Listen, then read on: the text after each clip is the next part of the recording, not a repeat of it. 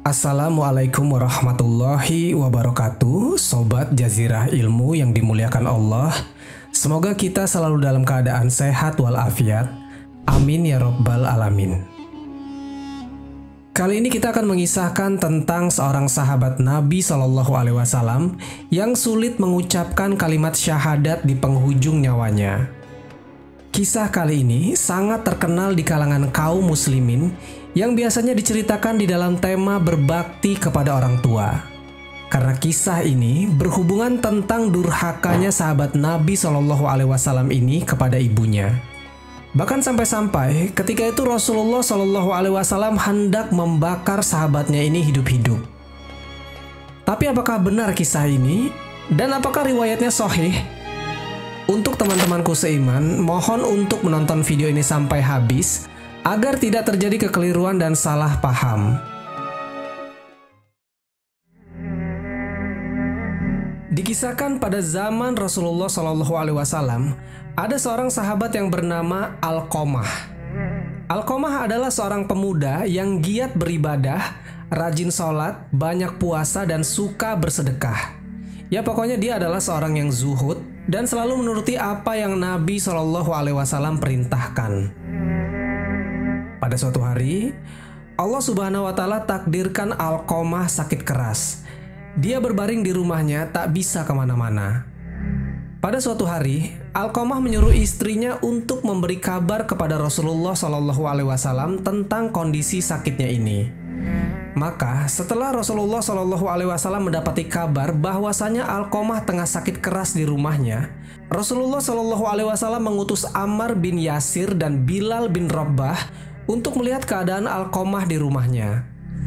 Nabi SAW bersabda, "Pergilah ke rumah Alqamah dan talkinkanlah untuk mengucapkan La ilaha illallah." Maka berangkatlah Ammar dan Bilal menuju rumah Alqamah. Tapi ternyata teman-teman, ketika keduanya telah sampai di rumah Alqamah, rupanya saat itu Alqamah tengah berada dalam kondisi sakaratul maut. Melihat kondisi Alqamah sudah seperti itu, Ammar dan Bilal langsung saja bergegas mentalkinkan atau menuntun Alqamah supaya dia segera mengucapkan La ilaha illallah. Tapi ternyata Alqamah sulit mengucapkan kalimat itu. Lisannya seolah-olah kaku, dia terlihat seperti tak sanggup mengucapkan sepatah kata pun. Lalu Ammar dan Bilal pulang kembali menemui Rasulullah SAW dan memberitahu bahwasanya Alqamah sulit untuk mengucapkan La ilaha illallah. Kemudian Rasulullah SAW pun bertanya kepada mereka, "Apakah Alqamah masih mempunyai kedua orang tua?" Lalu salah seorang dari mereka ada yang menjawab, "Wahai Rasulullah, Alqamah masih mempunyai seorang ibu yang sudah tua renta." Kemudian Rasulullah SAW bersabda, "Katakan kepada ibunya Alqamah, jika dia masih mampu untuk berjalan menemuiku, maka datanglah kemari. Namun jika tidak, maka biarlah aku yang akan ke sana." Singkat cerita, utusan ini menemui ibunya Alqamah dan menyampaikan pesan dari Rasulullah SAW tersebut. Ibunya Alqamah berkata, "Akulah yang lebih berhak dan pantas untuk mendatangi Rasulullah SAW." Kemudian dia pun mengambil tongkatnya dan berjalan menemui Rasulullah SAW. Maka setelah keduanya telah bertemu, langsung saja Rasulullah bersabda, "Wahai ibunya Alqamah, jawablah pertanyaanku dengan jujur. Sebab jika engkau berbohong, maka akan datang kepadaku wahyu dari Allah yang akan memberitahukan hal itu kepadaku. Bagaimana sebenarnya keadaan putramu si Alqamah ini?" Kemudian ibu ini menjawab, "Wahai Nabiullah, anakku itu rajin mengerjakan sholat, banyak berpuasa dan senang sekali bersedekah." Lalu Nabi SAW bersabda, "Wahai ibu, lalu bagaimana perasaanmu terhadapnya?" Ibu ini menjawab, "Wahai Nabiullah, sebenarnya aku menyimpan amarah kepada anakku itu karena dia lebih mengutamakan istrinya dibandingkan aku. Ditambah lagi, dia itu durhaka kepadaku."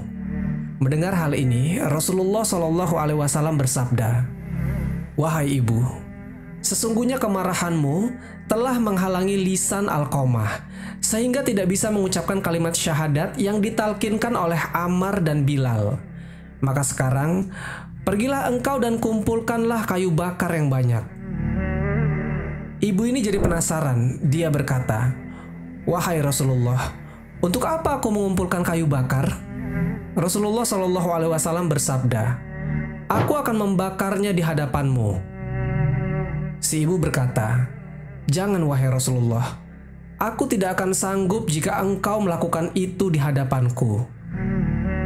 Rasulullah Shallallahu Alaihi Wasallam pun bersabda, "Wahai ibu, sesungguhnya azab Allah Subhanahu Wa Taala akan lebih pedih dan lama untuk anakmu Alqamah. Tapi jika engkau ingin agar Allah Subhanahu Wa Taala mengampuni Alqamah, maka maafkanlah dia dengan hati yang ikhlas. Demi zat yang jiwaku berada di tangannya, sholat, sedekah dan puasanya itu sama sekali tidak akan memberinya manfaat di akhirat jika engkau masih menyimpan amarah kepadanya."